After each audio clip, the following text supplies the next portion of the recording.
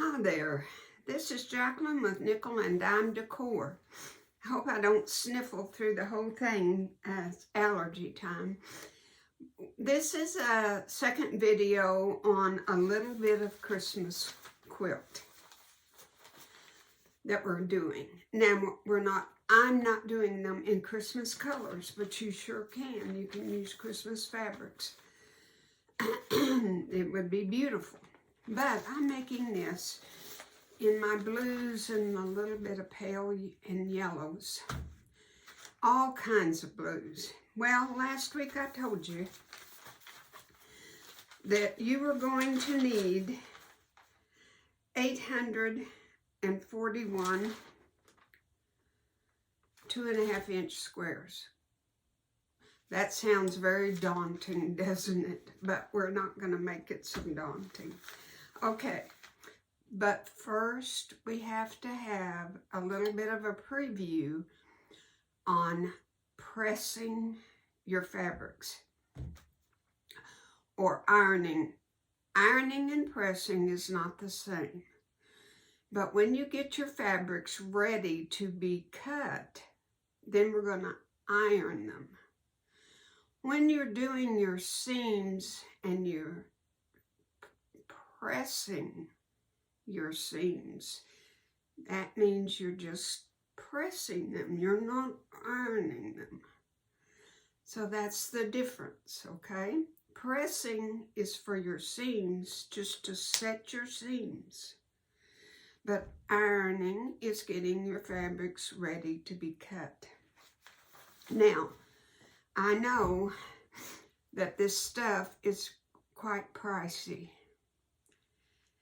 It really is, but I recommend it highly. It makes your fabrics, well, I'm going to turn this off just a minute so I can go get my fabrics that I've already showed. I've already got a whole bunch of my scraps. A quick review, this is using jelly roll strips, but you know me, I'm going to use what I've got. I have one jelly roll and I'm going to use it, but I'm also going to use for the rest of it what I have.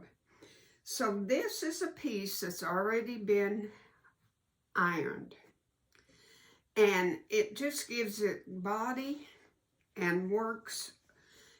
Your fabric will just cut beautifully. Now, I've stacked all that I've got done so far on a cookie sheet.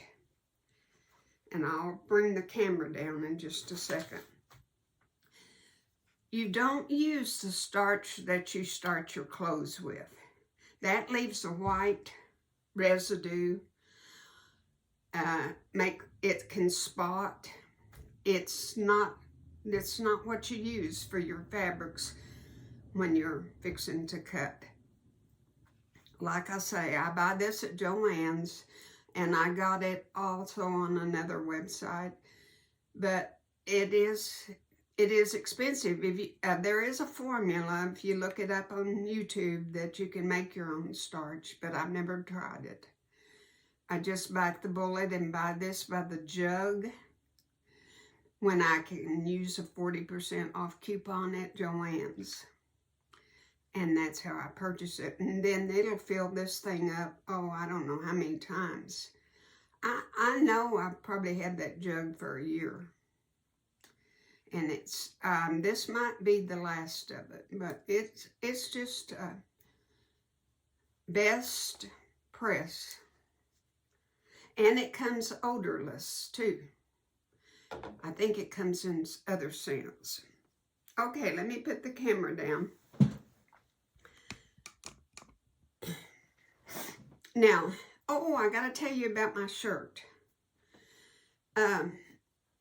This is in honor of baseball.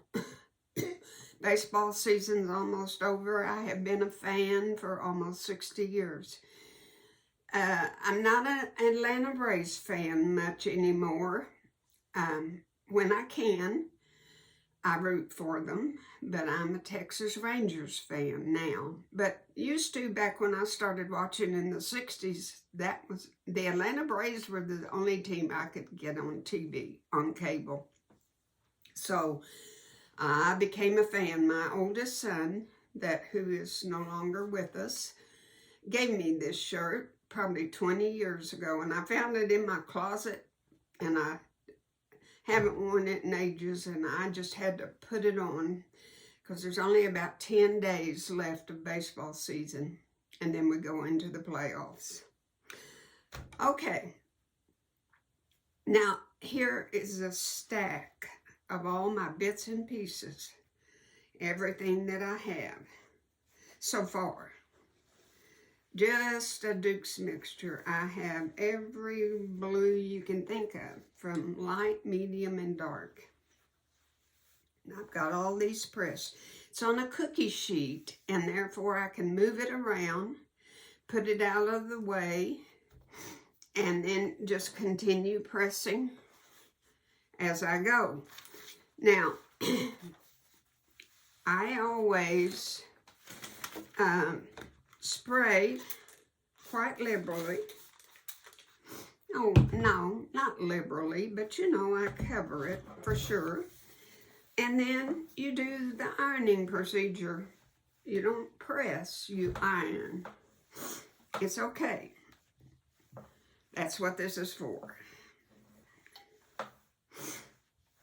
And even a piece like this, how many 2.5-inch squares do you think we can get out of that? I'm going to say 4, at least. 4 is 4 when you need 841 of them. Now this is a big piece, or bigger piece. And I have my iron on cotton. And this is just a long piece of fabric, but that's 2.5 inch across. I can get it. Has a little bit of the yellow in the center, and so that's what I want. Okay, after I have, and I pressed yesterday, and I'll press today, and I might get them all done, I might not. I can't, you can press sitting down. It helps a lot if you have a little board like I do. I don't have a big ironing board in my home anymore. My husband made this for me. It's just a great big thick piece of wood. I don't remember where we found it. And I covered it in batting, several layers, and I think I put a piece of muslin over it, and then I put this fabric over it. And then he just stapled it underneath for me all the way around with a staple gun. And it has served me well. And that way I can sit.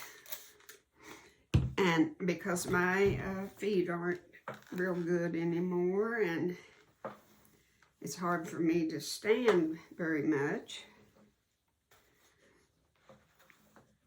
So, if you can make you one of these, it sure would benefit you, and especially space-wise. And then I just set it down off of my table when I'm, you know, ready to sew. It just works so, so good. Okay, now this is step 1. Now, before you break, well, all right, let's just put it this way. After I get everything pressed, my next step is going to be to start cutting the 2.5 inch. And I will come back and show you how I do that on a strip or two or whatever we're cutting. And then, after I've cut all that I have, I'll see where I stand. I'm not going to count them until I get it all cut. Then I'm going to sort my squares into light, medium, and dark stacks, into 3 stacks. And I'm going to put the camera back up. The reason for that is because we're making blocks of 5 2.5-inch squares by 5 rows.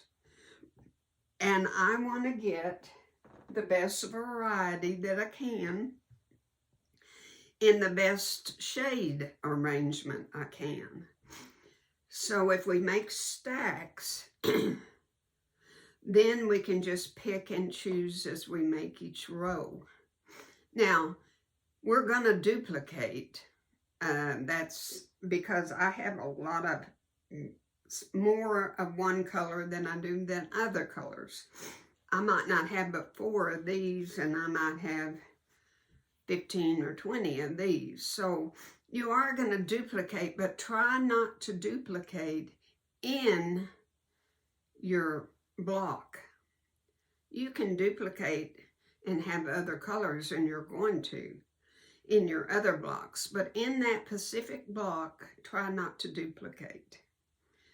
Have 25 different colors. Now, that might not be possible. I'm sure it's not going to be possible, but do it as much as you can. And then when you can't, it's no big deal. This is going to be such a patchwork type quilt that our color design is just not going to matter. So that's going to be, I probably should have had this video before I talked about the other video, but first step, ironing your fabrics and using some type of clear starch spray. And I just want you to try it if you've not ever used it, because you will see the difference in your cutting and how more precise it is. So I'm going to continue. I'm going to get all of my fabric pressed. Like I said, I'd pressed yesterday, and I'm going to press again today. And I've given myself a time frame so that I don't put so much pressure on myself. And I told my nephew I would have this by Christmas. And that gives me 3 months to make this quilt. And I think that's reasonable. And it doesn't put that much pressure on me, and I can do other things besides this. So that's my little video for today, and I hope it helped you, and I hope you learned something. That's the whole point of Nickel and Dime Decor. And if you have time, subscribe at the bottom and share the video with somebody else, and then they might learn about Nickel and Dime Decor. So thank you so much, and God bless. Bye.